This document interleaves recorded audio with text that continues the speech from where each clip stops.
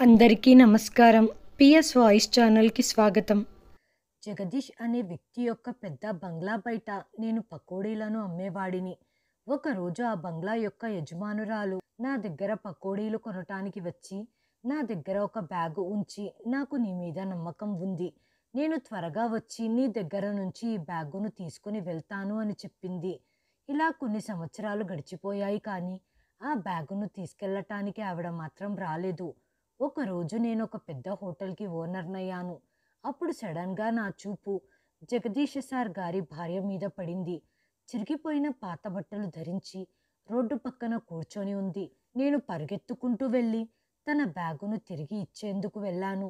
నన్ను చూసి ఆమె నవ్వటం మొదలుపెట్టి, కనీసం దీన్ని ఒక్కసారైనా తెరిచి చూడు, ఇందులో ఏముందో అనటంతో వణుకుతున్న నా చేతులతో ఆ బ్యాగ్‌ని తెరిచి చూడగానే నాకు ప్రాణం పోయినంత పనయింది. నేను రోడ్డు మీద పకోడీలు అమ్ముకుంటూ సాధారణమైన జీవితాన్ని గడుపుతున్నాను. జగదీష్ గారి బంగ్లా దగ్గర ఒక చిన్న పకోడీ కొట్టును పెట్టుకున్నాను. నేను నా జీవితాన్ని గడపటానికి ఇదే నా ఏకైక మార్గం. ఎండ వచ్చినా వాన వచ్చినా నేను పకోడీ వేసుకుంటూ పగలు రాత్రి ఆ ప్లాట్ఫామ్ మీద ఉండేవాడిని. రోడ్డు మీద వెళ్ళేవారే నా కస్టమర్స్. కానీ నా జీవితం అంత సులభతరంగా లేదు. నాకు ఊహ తెలిసినప్పటి నుంచి పేదరికాన్ని, కష్టాన్ని మాత్రమే చూశాను. మా అమ్మ అనారోగ్యంతో ఉంది. మా అమ్మ కోసం మందులు తీసుకురావటానికి కూడా నా దగ్గర డబ్బులు ఉండేవి కావు. అందుకే నేను ప్రతిరోజు వీలైనంత ఎక్కువగా పకోడీలు అమ్మటానికి ప్రయత్నించేవాడిని. ఇలా చేయటం వల్ల నేను ఇంటి ఖర్చులతో పాటు చికిత్స కోసం మందులను కూడా కొనుక్కోగలుగుతాను. మా అమ్మ చాలా మృదువైన స్వభావం కలది. తను ఎప్పుడూ నా గురించి ఆ దేవుడికి ప్రార్థించేది. చూడు బాబు, ఆ భగవంతుడు ఖచ్చితంగా ఏదో ఒక రోజు నీ కష్టానికి తగ్గ ఫలితాలను ఇస్తాడు. నువ్వు నిజాయితీగా బ్రతుకు. ఎప్పుడు ఎవరి హక్కులను పొందాలని చూడకు అనేది. పగలు రాత్రి కష్టపడి వచ్చిన ఆదాయాన్ని ఇంటికి తీసుకొని వెళ్లే ముందు అన్నిటికంటే ముందుగా మా అమ్మ కోసం మందులను కొనేవాడిని. ఆ తర్వాత డబ్బు ఏమైనా మిగిలితే దానితో పండ్లను తీసుకొని వెళ్ళేవాడిని. నేను మా అమ్మ కోసం ఏం తీసుకొని వెళ్ళినా మా అమ్మ నా తల మీద చెయ్యి వేసి, నా కొడుకు చాలా మంచివాడు, ఆ దేవుడు నీకు అదృష్టాన్ని ప్రసాదిస్తాడు అంటూ నన్ను ఆశీర్వదించేది. ఈ ఆశీర్వచనాలే నాకు పెద్ద సంపద. ఇలా రోజులు గడిచిపోతున్నాయి. ఒకరోజు నేను పకోడీలు వేస్తున్నప్పుడు సడన్గా ఒక పెద్ద ఖరీదైన కారు వచ్చి నా కొట్టు ముందు ఆగింది. నేను ఆశ్చర్యపోయి ఆ బండి వైపు చూస్తున్నాను. ఈ బండి అదే బండి. ఈ బండి ఎప్పుడు జగదీష్ సార్ వాళ్ళ ఇంటి బయట నిలబడి ఉండేది. ఆ కారు తలుపులు తెరుచుకున్నాయి. అందులో నుంచి ఒక మహిళ బయటికి వచ్చింది. ఆ మహిళ తన ముఖం కనపడకుండా ఉండేందుకు స్కార్ఫ్‌ని చుట్టుకొని ఉంది. కేవలం తన కళ్ళు మాత్రమే కనిపిస్తున్నాయి. ఆమె కళ్ళల్లో ఏదో ఒక ప్రళయం దాగి ఉన్నట్లుగా అనిపిస్తుంది. తను మెల్లమెల్లగా నడుచుకుంటూ నా వైపు వచ్చింది. నేను త్వరగా నా చేతులను కడుక్కొని, నమస్కారం మేడం, మీకేమైనా పకోడీలు ఇవ్వమంటారా అంటూ నేను త్వరగా కొన్ని పకోడీలను చుట్టి ఆమె చేతికి అందించాను. ఆమె మాత్రం నిశ్శబ్దంగా నాతో ఏదో చెప్పాలనుకున్నట్లుగా నిలబడి ఉంది. కానీ తను చెప్పలేకపోతుంది. సడన్గా ఆమె ఒక నల్ల బ్యాగును తీసి నా బండి మీద ఉంచి మెల్లగా ఇలా చెప్పింది, ఇది చాలా విలువైనది. దీన్ని భద్రంగా నీ దగ్గరే ఉంచుకో. నేను త్వరగా వచ్చి ఈ బ్యాగును తీసుకొని వెళ్తాను అని చెప్పటంతో నేను ఆందోళన చెందుతూ ఆమె వైపు చూస్తూ, మేడం, ఇవి మీ సామాన్లు. వీటిని నాతో పాటు ఎలా ఉంచుకోగలను అని అంటుంటే ఆమె వెంటనే తన చేతిని పైకెత్తి నన్ను ఆపేసింది. చాలు, దీన్ని నీ దగ్గర ఉంచుకో. నేను త్వరగా వస్తాను అంటుంటే ఆమె స్వరంలో నాకు ఒక వింతైన నిస్సహాయత కనిపించింది. ఒక నిస్సహాయమైన వ్యక్తి సహాయం చేసే వ్యక్తి కోసం వెతుకుతున్నట్టుగా ఉంది. ఇక నేనేమీ మాట్లాడకుండగా ఆ బ్యాగును తీసుకొని నా కొట్టులో పెట్టుకున్నాను. ఆమె త్వరగా వెళ్ళి తన బండిలో కూర్చొని వెళ్ళిపోయింది. అలా ఒకరోజు, ఒక వారం, ఒక నెల గడిచిపోయింది. అయినా తను తిరిగి రాలేదు. మొదట్లో నేను ప్రతిరోజు ఆ బ్యాగును చూస్తూ ఆలోచించేవాడిని. బహుశా తను ఈ బ్యాగ్‌ని ఇక్కడ పెట్టి మర్చిపోయినట్టుంది. లేకపోతే బాగా బిజీ అయిపోయిందేమో. ఇలా సమయం అయితే గడిచిపోతుంది కానీ ఆ బ్యాగ్ ఓనర్ మాత్రం రాలేదు. ఒకరోజు మా అమ్మ నాతో ఆ బ్యాగు గురించి అడిగింది. ఆ బ్యాగు ఎవరిది అని. నేను దాని గురించంతా మా అమ్మకు చెప్పేశాను. నా మాటలు విని అమ్మ నిశ్శబ్దంగా ఉండిపోయి, బాబు, ఇది వేరే వాళ్ళ సంపద. దీన్ని మనం తప్పుడు దృష్టితో చూడకూడదు. ఏం జరిగినా కూడా నువ్వు దాన్ని తెరిచి చూడకు. అమ్మ చెప్పిన మాట విని నేను సరే అని తల ఊపాను. కానీ నా మనసులో మాత్రం కోటి ప్రశ్నలు తలెత్తుతున్నాయి. ఒకవేళ ఈ బ్యాగ్లో నిజంగా విలువైనది ఏదైనా ఉంటే తను ఈ బ్యాగును తీసుకెళ్ళటానికి తిరిగి ఎందుకు రాలేదు? ఇందులో డబ్బు లేదా ఏదైనా రహస్యం దాగి ఉందా? అయినా పర్వాలేదు అనుకొని నేను మా అమ్మ చెప్పిన సలహాలను పాటించాను. నేనెప్పుడూ ఆ బ్యాగ్ను తెరిచే ధైర్యం చేయలేదు. ఇలా రోజులు గడిచిపోతున్నాయి. ఏదో ఒకరోజు ఈ బ్యాగు నా విధిని మారుస్తుంది అని అనుకోలేదు. సమయం గడిచే కొద్దీ నా కష్టానికి తగ్గ ప్రతిఫలం లభించింది. నా పకోడీలు ప్రతి చోట ప్రసిద్ధి చెందటం మొదలవ్వగానే కస్టమర్లు బాగా పెరిగిపోవటంతో నేను ఆ చిన్న కొట్టును తీసేసి ఒక చిన్న హోటల్ని తెరిచాను. నేను చేసిన కష్టం, మా అమ్మ ఆశీర్వాదాలు కలిసి నేను జీవితంలో ఒక మెట్టు ఎదిగాను. ఆ బ్యాగు ఇంకా నాతోనే ఉంది. ప్రతిరోజు రాత్రి హోటల్లో మూలన ఆ బ్యాగును చూసి నా మనసులో విచిత్రమైన ఆందోళన కలిగేది. ఈ బ్యాగులో ఏదైనా బ్లాక్ మనీ ఉందా? లేకపోతే ఏమైనా వజ్ర వైఢూర్యాలు డబ్బులున్నాయా?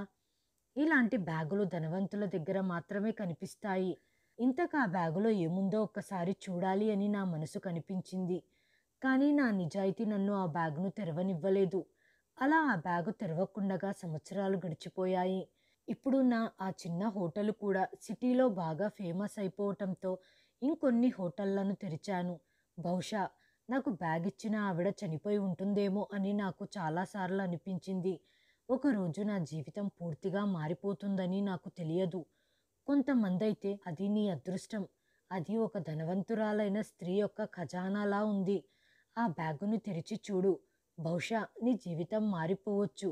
ఇంకొంతమంది పకోడీలు అమ్ముకునే నీకు ఆ దేవుడు ఒక అవకాశం కల్పించాడు కాబట్టి ఆ బ్యాగ్ని తెరిచి చూడు అని చెప్పారు. కానీ నేను మాత్రం ప్రతిసారి నిరాకరించేవాడిని. పొరపాటుగా నేను ఆ బ్యాగును తెరిస్తే ఏదైనా ఆపద వచ్చి నా గొంతుకు చుట్టుకుంటుందేమో అని నేను భయపడేవాడిని. నిజానికి బయట నుంచి ఏదైనా ఒక వస్తువు మన దగ్గరికి వచ్చిందంటే అది మన నిజాయితీకి ఒక పరీక్ష లాంటిది. ఒకవేళ నేను ఆ బ్యాగును తెరిచి చూసి ఉంటే నా తలరాత మారిపోయి ఉండేదేమో. లేకపోతే నేను ఏదైనా సమస్యల్లో ఇరుక్కొని ఉండేవాడినేమో. ఎవ్వరి చూపు ఆ బ్యాగు మీద పడకుండా ఉండేందుకు నేను ఆ బ్యాగ్ను లాకర్లో పెట్టేశాను. ఇలా సంవత్సరాలు గడిచిపోతున్నా ఆ బ్యాగ్ యజమానురాలు రాకపోవటంతో తను ఏమైనా సమస్యల్లో ఇరుక్కుందా లేకపోతే చనిపోయిందా అని తెలుసుకోవటానికి నేను కొన్నిసార్లు జగదీష్ గారి ఇంటి ముందు కూడా వెళ్ళాను. కానీ ఇప్పుడు అక్కడి పరిసరాలు కూడా మారిపోయాయి. నాకు అక్కడ కొత్త కొత్త వాళ్ళు కనిపిస్తూ ఉన్నారు. ఒక్కసారి వెళ్ళి వారిని అడుగుదామా అని అనుకునేవాడిని. కానీ ఇలా అడగటం నా హక్కు కాదు అని ఆగిపోయేవాడిని. నేను ఆఫీస్లో కూర్చొని ఉండగా నా మనసులో ఎందుకో విచిత్రమైన టెన్షన్ మొదలయ్యింది. నేను నా అల్మారాలో నుండి ఆ బ్యాగుని బయటికి తీశాను. దాన్ని జాగ్రత్తగా గమనించాను. ఎక్కువ సంవత్సరాలు గడిచిపోవటం వల్ల ఆ బ్యాగు పాతబడిపోయి అక్కడక్కడా చినిగిపోయి ఉంది. అయినా నేను ఈ బ్యాగును తెరిచే సాహసం చేయలేకపోయాను. ఇప్పుడు నా దగ్గర కావాల్సినంత డబ్బు ఉంది. అందరూ నన్ను పకోడీ వేసుకునేవాడు అని పిలవటం లేదు, హోటల్ యజమాని అని పిలుస్తున్నారు. కొన్ని సంవత్సరాల తర్వాత హఠాత్తుగా ఒకరోజు నా చూపు ఆ మహిళ మీద పడింది. ఒక్కోసారి జీవితంలో విచిత్రమైన మార్పులు చోటు చేసుకుంటాయి. కొన్నాళ్ళ క్రితం మనం కోల్పోయిన వ్యక్తుల ముందు మనం అకస్మాత్తుగా నిలబడే స్థితికి జీవితం చాలాసార్లు తీసుకొని వస్తుందని ఎప్పుడూ ఆలోచించలేదు. కొన్ని సంవత్సరాల తర్వాత ఒకరోజు నేను నా హోటల్ని సందర్శించుకున్న తర్వాత అన్నిటికంటే పెద్ద మార్కెట్ గుండా వెళ్తున్నాను. హఠాత్తుగా నా చూపు నేనెప్పటికీ మరచిపోలేని ముఖం మీద పడింది. ప్రతిరోజులాగే నేను కారులో వెళ్తున్నప్పుడు సిగ్నల్స్ పడటంతో నా బండిని రోడ్డుపై ఆపాను. రోడ్డు పక్కన ఉండే బండ్ల యొక్క శబ్దం మరియు చిన్న చిన్న దుకాణదారుల స్వరం ఎప్పటిలాగే వినిపిస్తూ ఉన్నాయి. ఒక్కసారిగా నాకు నా గతం గుర్తొచ్చింది. నా పేదరికాన్ని జయించాను. ఈరోజు సిటీలో ఉండే పెద్ద హోటళ్లలో నా హోటల్ కూడా ఒకటి అని సంతోషంగా గర్వపడుతున్నాను. కానీ నాకేం తెలుసు, ఈ రోజుటితో నా ఈ సంతోషాలు అన్నీ ఆవిరైపోతాయని. నేను ప్రశాంతంగా కారులో కూర్చొని నా చుట్టూ ఉన్న పరిసరాలను గమనిస్తూ ఉన్నాను. అప్పుడే హఠాత్తుగా నా చూపు రోడ్డు పక్కన కూర్చొని ఉన్న ఒక మహిళ మీద పడగానే ఒక్కసారిగా నా చేతులు స్టీరింగ్పై ఆగిపోయాయి. ఆమె బట్టలు పాతబడిపోయి మురికిగా ఉన్నాయి. ముడతలతో ఉన్న ముఖం, ఆ వెంట్రుకలు, అవే కళ్ళు. కొన్ని సంవత్సరాల క్రితం నా బండి దగ్గర నిలబడి ఉన్న ఆ మహిళను చూశాను. ఆవిడ జగదీష్ మాలిక్ యొక్క భార్య. ఇది చూసి నేను ఊపిరి పీల్చుకోవటం మర్చిపోయాను. తను అదే మహిళ. ఎప్పుడూ ఖరీదైన బట్టలను, ఖరీదైన నగలను మరియు సువాసన వెదజల్లే స్ప్రేలను ధరించి తిరుగుతూ ఉండేది. ఆమెలో ఎప్పుడు కూడా ఏ విధమైన టెన్షన్ని నేను చూడలేదు. ఈరోజు అదే మహిళ మైలుబడ్డ ఒక షాల్ని కప్పుకొని ఆ మట్టి దుమ్ములో రోడ్డు పక్కన కూర్చొని ఉంది. తనను తాను గుర్తించటానికి ప్రయత్నిస్తున్నట్లుగా ఆమె కళ్ళల్లోని భావాలు కనిపిస్తున్నాయి. నా కళ్ళ ముందు ఏదైనా భయంకరమైన కల జరుగుతుందా అన్నట్లుగా నేను షాక్కి గురయ్యాను. అసలు ఇది ఎలా సాధ్యం? ఆమె ఈ పరిస్థితులలో ఇలా ఇక్కడ ఎందుకు కూర్చొని ఉంది? జగదీష్ మాలిక్ గారు ఆమెను ఏం చేశారు? ఆమె నిజంగానే బ్రతికి ఉందా? ఆమెను చూస్తుంటే ప్రాణమున్న శవం ఊపిరి తీసుకుంటున్నట్లుగా అనిపిస్తుంది. కొన్ని క్షణాలలోనే గడిచిన సమయం నా కళ్ళ ముందుకు వచ్చింది. ఆవిడ ఆ నల్ల బ్యాగును నా చేతికి అందించిన తర్వాత ఇలా చెప్పటం మొదలుపెట్టింది. ఇది చాలా విలువైనది. దీన్ని చాలా జాగ్రత్తగా చూసుకో. నేను త్వరగా తిరిగి వస్తాను అని చెప్పింది, కానీ ఇప్పటి వరకు తిరిగి రాలేదు. కానీ ఈరోజు ఆమె ఇటువంటి పరిస్థితులలో కనిపించింది. దానితో నా మనసులో సంఘర్షణ మొదలయ్యింది. నువ్వు చేసింది సరైన పని. ఈ బ్యాగును ఏళ్ల తరబడి కాపలా కాశావు, కానీ యజమాని అయిన ఆ స్త్రీని మాత్రం రక్షించలేకపోయావు. ఏదో ఒక రోజు తను వచ్చి, బాబు, నేనిచ్చిన బ్యాగును తిరిగి ఇచ్చేసాయి అంటుందని నువ్వు కేవలం తన కోసం మాత్రమే ఎదురు చూస్తూ ఉండిపోయావు అని నా మనసు ప్రశ్నించటంతో నాలో ఒక తుఫాన్ చెలరేగుతుంది. నా మనస్సాక్షి నన్ను ఇబ్బంది పెడుతుంది. ఆ సమయంలో మా అమ్మ నాతో చెప్పిన ఆ చివరి మాటలు నాకు గుర్తుకు వచ్చాయి. బాబు, ఏదైనా మారవచ్చు, కానీ నిజం మాత్రం ఎప్పటికీ మారదు. నువ్వు ఎవరికైనా సహాయం చేయాలనుకుంటే ఖచ్చితంగా సహాయం చెయ్యి.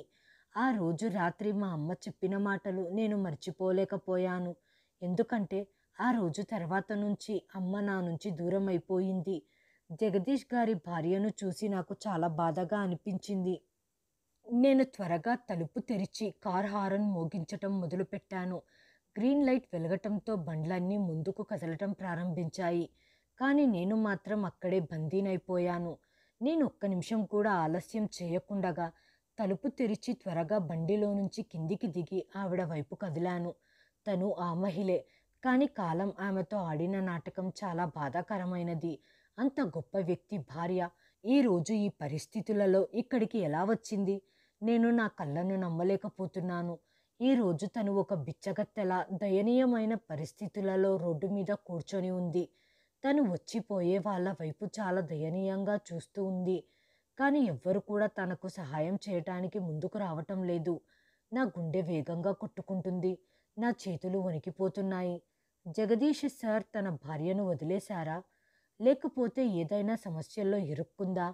ఆవిడ బ్యాగును నా చేతికిచ్చేటప్పుడు భయంతో కూడిన గొంతు, ఆమె కళ్ళల్లో నిస్సహాయత నాకు కనపడ్డాయి. నేను పరిగెత్తుకుంటూ తన వద్దకు వెళ్ళి అందరి ముందు మోకాళ్ళ మీద కూర్చుండిపోయాను. నేను పోగొట్టుకున్న వస్తువును తిరిగి తెచ్చుకున్నట్టుగా నాకు అనిపిస్తుంది. ఆమె నన్ను గుర్తించటానికి ప్రయత్నం చేస్తున్నట్లుగా మెల్లగా నా వైపు చూస్తుంది. కొన్ని క్షణాల తర్వాత ఆమె కళ్ళల్లో ఒక మెరుపు కనిపించింది. నువ్వా అని ఇలా చెబుతుంటే ఆమె పెదాలు వణకటం మొదలయ్యాయి. అవును మేడం, అది నేనే. కొన్ని సంవత్సరాల క్రితం నేను మిమ్మల్ని కలిశాను. నేను జగదీష్ సార్ ఇంటి ఎదురుగా పకోడీలు వేసుకునేవాడిని. మీరు నన్ను గుర్తుపట్టారా? ఒకరోజు మీరు నా దగ్గర ఒక బ్యాగ్ ఉంచి వెళ్ళారు అని చెప్పగానే ఇది విని ఆమె ముఖంలో ఒక విచిత్రమైన సంతోషం కలిగింది. ఆమె నవ్వుతూ, బాబు, నువ్వు ఇప్పటి వరకు ఆ బ్యాగును అంత జాగ్రత్తగా దాచిపెట్టావా? అవును అని తల ఊపాను. ఆమె కళ్ళల్లో కన్నీళ్లు వచ్చాయి. అవును మేడం, ఈ రోజుటికి కూడా ఆ బ్యాగు నాతోనే ఉంది. నేను ఇప్పటి వరకు ఆ బ్యాగును తెరవలేదు. ఏదో ఒకరోజు మీరు వస్తారని నేను మీకోసం ఎదురు చూస్తూ ఉన్నాను. ఆ మాటలు విన్న ఆవిడకు తన పాత జ్ఞాపకాలు లేదా గాయం తాలూకా బాధ గుర్తుకు వచ్చినట్టుగా, బాబు, ఇప్పుడు నా ప్రపంచం మారిపోయింది. జగదీష్ నన్ను వదిలేశాడు. నా దగ్గర ఉన్న విలువైనవన్నిటినీ తీసుకొని అతడు నన్ను వదిలేశాడు. ఇప్పుడు నా దగ్గర ఏమీ మిగలలేదు. అందుకే నేను ఇక్కడ ఉన్నాను అన్న ఆవిడ మాటలు నా హృదయానికి ముళ్ళలా గుచ్చుకున్నాయి. అమ్మా, ఇలా ఎందుకు జరిగింది? ఆవిడ తన తలను దించుకుంది. ఏ బ్యాగునైతే నేను నీ దగ్గర ఉంచానో అదే నా ఆఖరి కోరిక.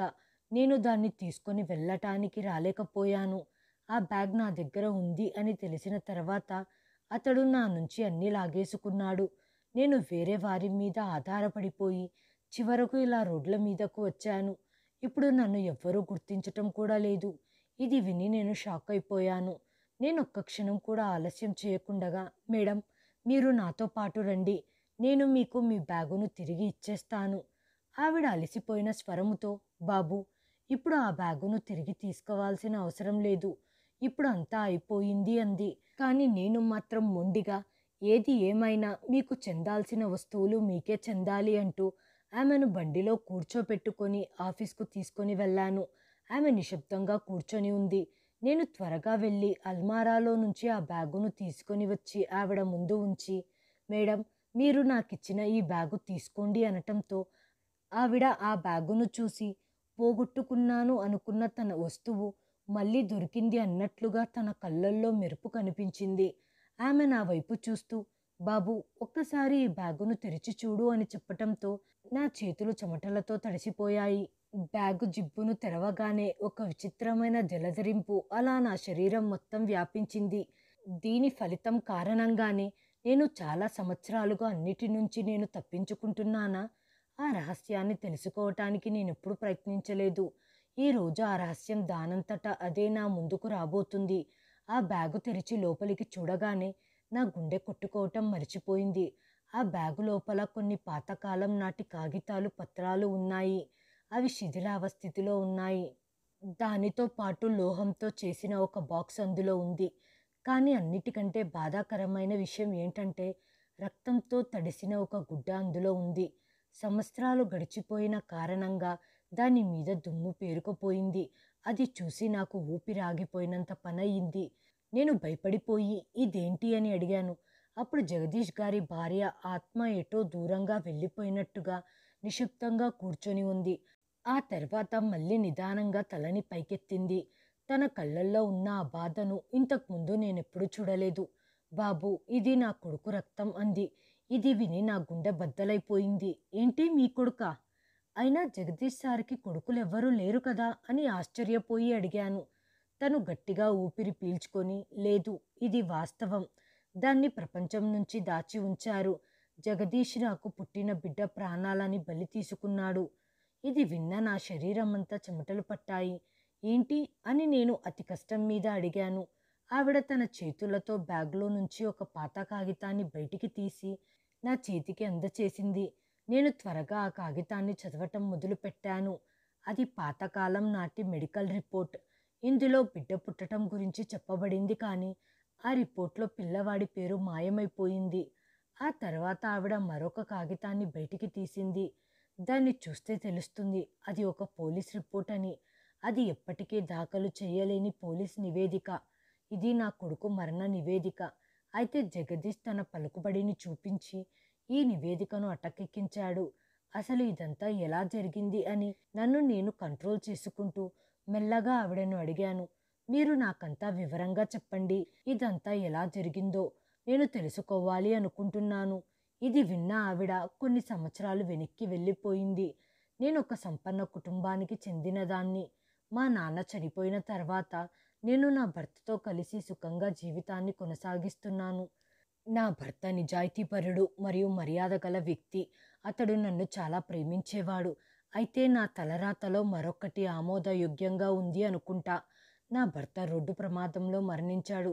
నా చిన్న కొడుకుతో నేను ఈ ప్రపంచంలో ఒంటరిగా ఉంటున్నాను. నా కొడుకుని నా ప్రాణం కంటే ఎక్కువగా చూసుకునేదాన్ని. నా భర్త తన ఆస్తిని, డబ్బంతా నా కొడుకు పేరు మీద చేసి వెళ్ళిపోయాడు. ఇప్పుడు నేనతని భారీ వ్యాపారానికి మరియు సంపదకు సంరక్షకురాలుగా మారిపోయాను. నా కొడుకు పెద్దగయ్యాక ఈ వ్యాపారాలన్నిటినీ చూసుకుంటాడు అనుకున్నాను. అప్పుడు జగదీష్ నా జీవితంలోకి వచ్చాడు. దుఃఖంలో ఉన్న సమయంలో అతడు నాకు అండగా, తోడుగా నిలబడ్డాడు. అతడు నా మర్యాదను, సంపదను, నా విశ్వాసాన్ని అన్నిటినీ గెలుచుకున్నాడు. నిజానికైతే అతడి లక్ష్యం నా ప్రేమను పొందటం కాదు. అతడి లక్ష్యం నా సంపద. అందుకే జగదీష్ నన్ను వివాహం చేసుకున్నాడు. నిజానికైతే అతడు నా మనసుకు కాదు, నా బ్యాంక్ అకౌంట్కి ఓనర్ అవ్వాలి అనుకున్నాడు. ముందంతా బాగానే గడిచింది. అతడు నన్ను చాలా బాగా చూసుకునేవాడు. నా దుఃఖాన్ని పంచుకునేవాడు. అతడు నాకు అన్నిట్లో ఆసరాగా ఉంటున్నట్టు నటించేవాడు. నా సంపదంతా నా కొడుకు పేరు మీద ఉందని తెలియగానే అతడు క్షణాలలో మారిపోయాడు. అతని కళ్ళల్లో ఉండే ప్రేమ పూర్తిగా కనుమరుగయ్యింది. కేవలం అత్యాశ, కోపం మాత్రమే ఉన్నాయి. మొదటి రోజు నుంచి జగదీష్ నా కొడుకుని ఇష్టపడేవాడు కాదు. బహుశా కాలంతో పాటే మారిపోతాడు అని నేను అతన్ని పట్టించుకోలేదు. అతడు నా లాయర్ సహాయంతో నా సంపద గురించి అన్ని వివరాలు తెలుసుకున్న తర్వాత అతడి వైఖరి పూర్తిగా మారిపోయింది. ఏంటి, నీ ఆస్తులన్నీ నీ కొడుకు పేరు మీద ఉన్నాయా అని అడిగాడు. అవును, అతడే నా మొదటి భర్త యొక్క చివరి జ్ఞాపకం. అతడి హక్కులు ఎప్పటికీ నేను కాలరాయను అని చెప్పాను. ఆ సమయంలో జగదీష్ ముఖంపై వచ్చిన కోపాన్ని నేనెప్పటికీ మర్చిపోలేను. నాకు ఆ రోజు అర్థమయ్యింది, నా కొడుకు ప్రమాదంలో ఉన్నాడు అని. అతడు నా పిల్లవాణ్ణి నా నుంచి దూరం చేశాడు. ఒకరోజు రాత్రి నేను నా కొడుకుతో పాటు కూర్చొని ఉన్నాను. అతడు నా ఒడిలో తలపెట్టుకొని పడుకొని ఉన్నాడు. అప్పుడే నిదానంగా తలుపులు తెరుచుకున్నాయి. అప్పుడు జగదీష్ లోపలికి వచ్చాడు. అతడి కళ్ళల్లో ఎటువంటి దయ కానీ కనికరం కానీ లేదు. ఒకవేళ ఈ పిల్లవాడు బ్రతికి ఉంటే నా కలలన్నీ నాశనం అయిపోతాయి. ఈ మాట విని నాకు ప్రాణం పోయినంత పనయింది. జగదీష్, నువ్వు ఏమి చేయటానికి వెళ్తున్నావు అని నేను గట్టిగా అరుస్తూ చెప్పాను. కానీ అతడు మాత్రం నా కొడుకుని నా నుంచి లాక్కున్నాడు. ఇప్పుడు నా ప్రపంచం నాశనం అయిపోయింది. మరుసటి రోజు ఉదయం జగదీష్ నా దగ్గరికి వచ్చాడు. అతడి ముఖం ప్రశాంతంగా కనబడుతుంది. అతడి ముఖం మీద ఎటువంటి హావభావాలు కనిపించటం లేదు. నీ కొడుకు చనిపోయాడు అని అతను చాలా సింపుల్గా చెప్పేశాడు.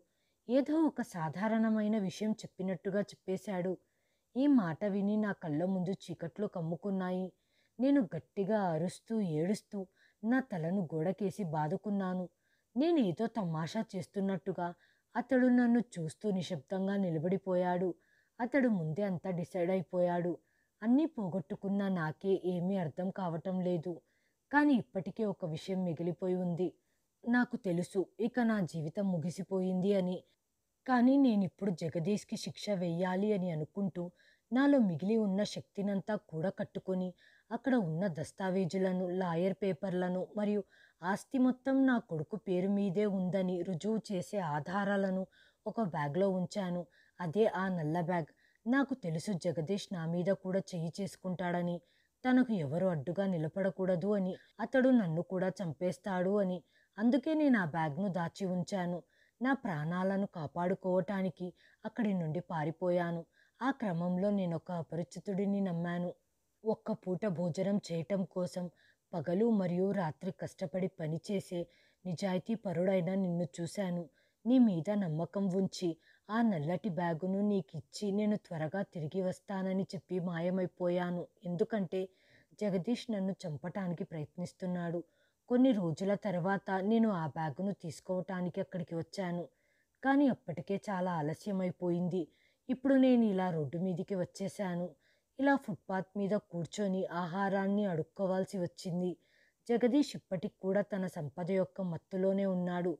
అలాగే అధికారం చేపట్టి అత్యంత శక్తివంతుడైన వ్యక్తిగా అయ్యాడు.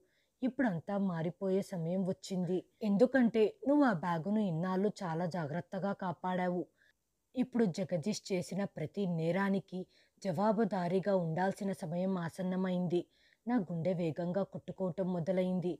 అప్పుడు మేడం రక్తంతో తడిసి ఉన్న బట్టల్ని చూసినప్పుడే నేను ఈ బ్యాగులో కొన్ని దస్తావేజులను జాగ్రత్తగా దాచిపెట్టాను. నేను బ్రతికి ఉంటే ఏదో ఒకరోజు ఈ ప్రపంచానికి నిజం తెలిసేలా చేస్తాను అనుకున్నాను. మేడం, అలాంటప్పుడు మీరు మీ బ్యాగును నా దగ్గరే ఉంచి ఎందుకు వెళ్ళిపోయారు? ఎందుకంటే జగదీష్కి తెలిసిపోయింది నా దగ్గర సాక్ష్యాలు ఉన్నాయి అని. అతడు నన్ను చంపాలి అనుకుంటున్నాడు. నేను ఎలాగో అలాగా తీసుకొని వచ్చి నీ దగ్గర ఉంచాను. నన్ను నేను కాపాడుకోవటానికి అక్కడికి ఇక్కడికి పరిగెత్తేదాన్ని, అక్కడ ఇక్కడ దాక్కునేదాన్ని. చివరికి నేను అన్నీ పోగొట్టుకున్నాను. మేడం, మీరిప్పుడు ఏమి చెయ్యాలనుకుంటున్నారు? ఆవిడ తల పైకెత్తి చూసింది. ఆమె కళ్ళల్లో ఒక మెరుపు కనిపించింది. కొన్ని సంవత్సరాల క్రితం నేను చెయ్యాల్సిన న్యాయాన్ని ఇప్పుడు చేస్తాను. నేను ఈ సాక్ష్యాలన్నీ తీసుకొని జగదీష్ తప్పులని బహిర్గతం చేస్తాను. మేడం, నాకు తెలిసి ఈ పనులంతా సులభమైనవి కావు. ఇప్పుడు జగదీష్ మాలిక్ అత్యంత శక్తివంతుడైన వ్యక్తిగా ఎదిగాడు. ఒకవేళ అతడి రహస్యం బయటికి వచ్చిందని తెలిస్తే అతడు అన్నిటినీ నాశనం చేస్తాడు. ఇప్పుడు నా ముందు ఒక నిర్ణయం ఉంది. ఈ పోరాటానికి నేను మేడంకు మద్దతుగా నిలబడటం అంటే జగదీష్ లాంటి వ్యక్తికి వ్యతిరేకంగా నిలబడినట్టే. లేకపోతే నిశ్శబ్దంగా ఉండిపోయి నా జీవితాన్ని నేను జీవించాలా? నా మనసులో జరిగే సంఘర్షణకు తెరపడింది. ఆ బ్యాగ్ యొక్క రహస్యం బయటికి వచ్చింది. జగదీష్ సార్ అతని కొడుకుని హత్య చేశాడు. ఈ నేరానికి సంబంధించిన అన్ని ఆధారాలు నా ముందు భద్రంగా ఉన్నాయి. నేను భద్రంగా దాచి ఉంచిన ఆ బ్యాగ్ ఒక నేరస్తుడిని పట్టిస్తుంది అని నేను అనుకోలేదు. నా మనసులో అలజడి మొదలయ్యింది. నా లాంటి ఒక సాధారణమైన వ్యక్తి జగదీష్ లాంటి పెద్ద వ్యక్తితో తలబడగలడా? లేకపోతే నేను నా జీవితాన్ని రిస్కులో ఉంచి నిజం వైపు నిలబడాలా? లేకపోతే నేను నిశ్శబ్దంగా ఉండిపోయి ఈ విషయాన్ని ఇక్కడే వదిలేసేయాలా? ఆ మేడం నా వైపు చూస్తుంటే ఆమె కళ్ళల్లోని బాధ స్పష్టంగా కనిపిస్తుంది. నేను తనని ఒంటరిగా వదిలేయను అని ఆశపడుతున్నట్టుగా ఆమె ఇలా అంది. బాబు, దీని గురించి నిర్ణయం నువ్వే తీసుకోవాలి. నాకు తెలుసు జగదీష్ శక్తివంతమైన వ్యక్తి అని. నీకు హాని కలిగించవచ్చు. కానీ నువ్వు నిజాయితీ గల వ్యక్తివి. ఇన్ని సంవత్సరాలుగా నా బ్యాగును కాపాడావు అని కూడా నాకు తెలుసు అని చెప్పగానే ఒక్కసారిగా నా శరీరంలో ఉత్సాహం అంతా వ్యాపించింది. ఈ నిర్ణయం అంత సులువైనది కాదు, కానీ బహుశా నా తలరాతలో ఇలాగే రాసిపెట్టి ఉందేమో. జగదీష్ చాలా పెద్ద వ్యాపారవేత్త. అతడి వెనకాల పెద్ద పెద్ద రాజకీయ నేతలు, పోలీసులు మరియు అత్యంత శక్తిగల వ్యక్తులు ఉన్నారు. అతడికి వ్యతిరేకంగా వెళ్ళటం అంటే మన జీవితాన్ని రిస్కులో పెట్టుకున్నట్టే. మేడం, మనం ఈ రహస్యాన్ని బయట పెడితే జగదీష్ మనల్ని చంపటానికి ఒక్క నిమిషం కూడా ఆలోచించడు. ఆవిడ గట్టిగా ఊపిరి పీల్చుకొని, నాకు తెలుసు, అందరి ముందు నిజం బయటికి రాకుండా ఉండేందుకు ఆపవచ్చు, కానీ నేను వీటన్నిటిని భరించగలుగుతున్నప్పుడు నువ్వెందుకు భరించలేవు? ఇప్పుడు నా దగ్గర ఎటువంటి సమాధానం లేదు. ఇప్పుడు నాకు నా జీవితం కష్టాలలో మునిగిపోతున్నట్టుగా అనిపిస్తుంది.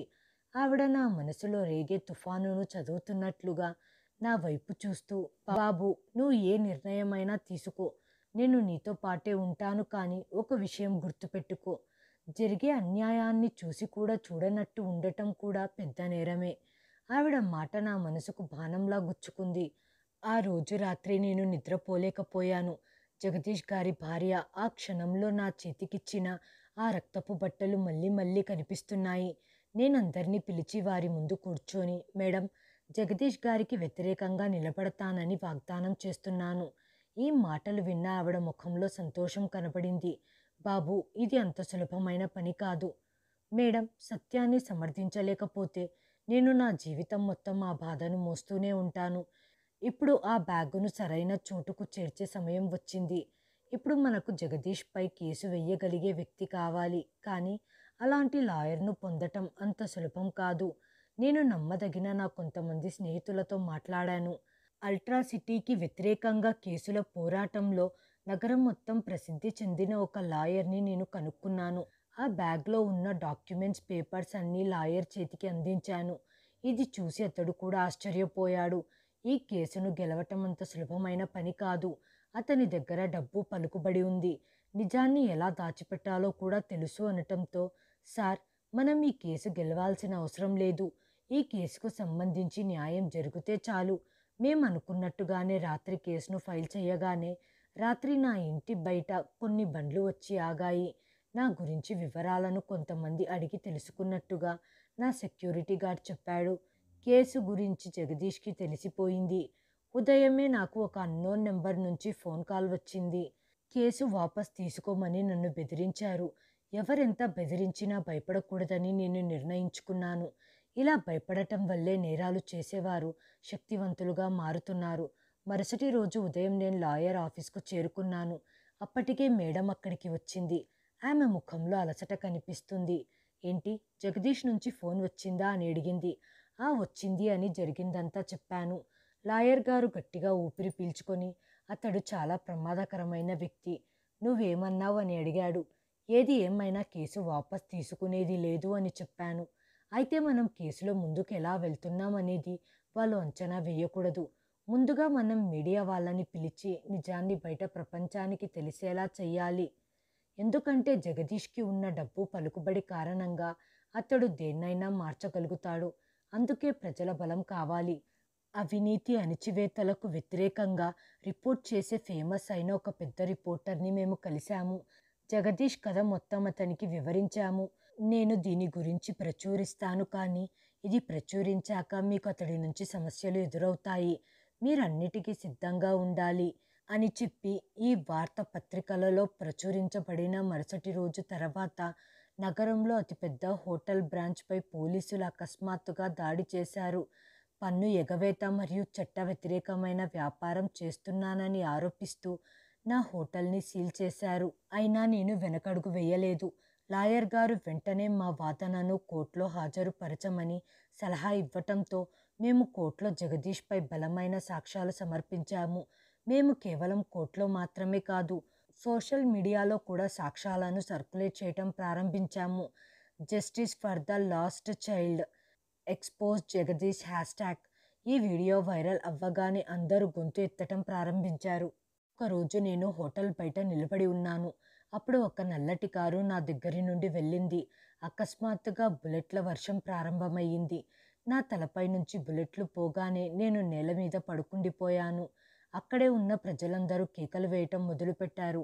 అక్కడంతా గందరగోళం ఏర్పడింది. ఇది జగదీష్ పని అని నాకు తెలుసు. నా సెక్యూరిటీ గార్డులు త్వరగా నన్ను ఒక బండిలో ఎక్కించుకొని ఒక సురక్షితమైన చోటికి తీసుకుని వెళ్లారు.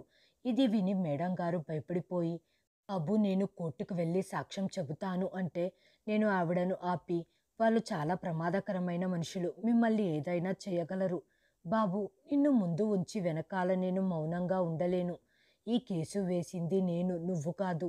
నా కొడుకుని పొట్టన పెట్టుకున్న ఆ దుర్మార్గుడిని ఒక తల్లిగా నేను శిక్ష పడేలా చేస్తాను. ఈ కేసును కోర్టు నిర్ణయిస్తుంది లేదా విధి నిర్ణయిస్తుంది. ఇప్పుడు ఒకటి మాత్రమే మిగిలిపోయింది. జగదీష్పై పెట్టిన కేసులో తొలిసారిగా జగదీష్ని ప్రవేశపెట్టబోతున్నారు. విలేకరులు మరియు ప్రజలు పెద్ద సంఖ్యలో అక్కడికి గుమ్మికూడారు. ఇది చాలా క్రూరమైన వ్యక్తికి వ్యతిరేకంగా జరిగే యుద్ధంగా మారింది. సాక్ష్యం చెప్పటానికి మేడంని పిలిచినప్పుడు ఆమె తడబడుతూ వచ్చారు, కానీ ఆమె కళ్ళల్లో కోపం, ఆవేశం కనిపిస్తూ ఉంది. మేడం, మీ అబ్బాయి గారికి ఏ విధంగా న్యాయం జరిగిందో మీరు జడ్జి గారికి చెప్పగలరా అని లాయర్ గారు అడిగారు. ఆవిడ కొద్దిసేపు మౌనంగా ఉండిపోయింది. ఆమె చేతులు వణుకుతూ ఉన్నాయి. ఆమె జగదీష్ వైపు చూస్తూ, సార్, నా భర్త చనిపోయాక జగదీష్ని వివాహం చేసుకున్నాను. ఆ తర్వాత నా కుమారుడిని ఆస్తి కోసం అతను చంపేశాడు. దీనికి సంబంధించి ఏవైనా సాక్ష్యాలు ఉన్నాయా అని లాయర్ గారు అడిగారు. నేను ముందుకు కదిలి ఆ నల్ల బ్యాగును కోర్టులో హ్యాండ్ ఓవర్ చేశాను. సార్, మీకిచ్చిన ఆ బ్యాగులో నా మొదటి భర్త ఆస్తినంతా నా కొడుకు పేరు మీద రాసిన దస్తావేజులు ఉన్నాయి. వాటిని జగదీష్ కాల్చేయాలి అనుకున్నాడు. నేను వాటిని అతని నుంచి జాగ్రత్తగా దాచిపెట్టాను. అప్పుడు జగదీష్ లాయర్, ఇదంతా అబద్ధం. ఆ దస్తావేజులకు జగదీష్కు ఎలాంటి సంబంధం లేదు. ఒకవేళ నీ కొడుకును జగదీష్ చంపినట్లు ఏదైనా రుజువు ఉందా? మరి నా కొడుకు ఉన్నట్టుండి ఎక్కడికి మాయమైపోయాడు? ఈరోజు నేను కోర్టులో ఎందుకు నిలబడి ఉన్నాను? జడ్జి గారు జగదీష్ వైపు చూసి, అమ్మా, దీనికి వ్యతిరేకంగా మీ దగ్గర ఇంకేమైనా బలమైన సాక్ష్యం ఉందా అని అడిగాడు. ఆవిడ నేల వైపు చూస్తూ, జడ్జి గారు, నేను మీకు సాక్ష్యాలు ఇవ్వగలను అని చెప్పి తన శాల్వాలో నుంచి ఒక పాత మొబైల్ని బయటికి తీసింది. దాని స్క్రీన్ పగిలిపోయి ఉంది, కానీ ఇప్పటికీ అది పనిచేస్తుంది. అందులో నా కొడుకును హత్య చేయటానికి ముందుగా తన మనుషులతో మాట్లాడిన జగదీష్ సంభాషణ ఇందులో ఉంది. జడ్జి గారు ఆ మొబైల్ని తీసుకొని రికార్డింగ్స్ వినటం మొదలుపెట్టారు. అందులో రికార్డ్ అయిన మాటలన్నీ విన్న జగదీష్ ఒక్కసారిగా కుర్చీలో నుంచి లేచి, ఈ మహిళ చెబుతుందంతా అబద్ధం. తను కావాలని నా పరువు తీస్తుంది. వెంటనే ఈ కేసును కొట్టేయాలని కోర్టుకి అభ్యర్థిస్తున్నాను అని అరిచాడు. అప్పుడే జడ్జి గారు కోపంగా అతడి వైపు చూస్తూ, ఈ పరిణామాలు అబద్ధమని మీరు విశ్వసిస్తే ఆ అబ్బాయి ఎక్కడ ఉన్నాడు? తన తల్లితో చెప్పండి. ఇది విన్న జగదీష్ ముఖం ఒక్కసారిగా మారిపోయింది. అతడు ఒక్క నిమిషం మౌనంగా ఉండిపోయి అబద్ధం చెప్పటానికి ప్రయత్నించాడు. ఆ పిల్లవాడు ఎక్కడికో పారిపోయాడు అని చెప్పాడు. అప్పుడు మేడం గారు కోపంగా, ఆ రోజు రాత్రి నా గదిలోకి వచ్చి నువ్వేం చేశావు? ఆ రక్తపు మరకలు నా కొడుకు బట్టలపైకి ఎలా వచ్చాయి? ఒకవేళ అతడు పారిపోయి ఉంటే మళ్ళీ తిరిగి ఎందుకు రాలేదు? జడ్జి గారు ఒక్కసారిగా గట్టిగా ఊపిరి పీల్చుకొని జగదీష్ని వెంటనే అదుపులోకి తీసుకోవాలని పోలీసులకు ఆదేశించారు. ఈ కేసును సక్రమంగా విచారించాలని, అలాగే హత్యకు సంబంధించిన సాక్ష్యాధారాలు ధ్వంసం చేసి బెదిరింపులకు పాల్పడుతున్నాడు అని జడ్జి అనటంతో ఇదంతా అబద్ధమని అతడు అరుస్తూ ఉన్నాడు. కానీ ఇదంతా పట్టించుకునేవారు ఎవ్వరూ లేరు. చివరికి న్యాయం గెలిచింది. నేను మేడం వైపు చూశాను. ఆమె కళ్ళల్లో కన్నీళ్లు కనిపించాయి. ఆవిడ నా వైపు చూస్తూ, బాబు, నువ్వు లేకపోతే నేను ఇదంతా చేయగలిగేదాన్ని కాదు. నా బ్యాగును నువ్వు జాగ్రత్తగా ఉంచి దాన్ని చేరవలసిన చోటికి చేర్చావు. మేడం, ఈ యుద్ధం మీ ఒక్కరిది మాత్రమే కాదు, నిజం కోసం పోరాడాలనుకునే ప్రతి వ్యక్తి యొక్క యుద్ధం. జగదీష్ జైలుకు వెళ్ళటంతో ఇక అంతా అయిపోయింది. ఈ కథ ముగియదని నాకు తెలుసు. కానీ ఈ కథ ఒక నిజాయితీపరుడైన వ్యక్తిది. అతని ద్వారా నిజం ప్రపంచానికి చేరింది. ఈ కథ ఒక తల్లిది. ఒక తల్లి తన కొడుకుకు న్యాయం చేయటానికి అన్నిటినీ త్యాగం చేసింది. ఈ కథ అన్నిటికీ మించి సత్యాన్ని కొంతకాలం పాటు అణిచివేయొచ్చు, కానీ అది శాశ్వతంగా అణిచివేయలేము అని ఈ కథ ఒక గుణపాఠం. హాయ్ ఫ్రెండ్స్, ఈ వీడియోను చివరి వరకు చూసినందుకు ధన్యవాదాలు. ప్లీజ్ సబ్స్క్రైబ్ చేయండి, లైక్ చేయండి, షేర్ చేయండి, కామెంట్ చేయండి. Thanks for watching.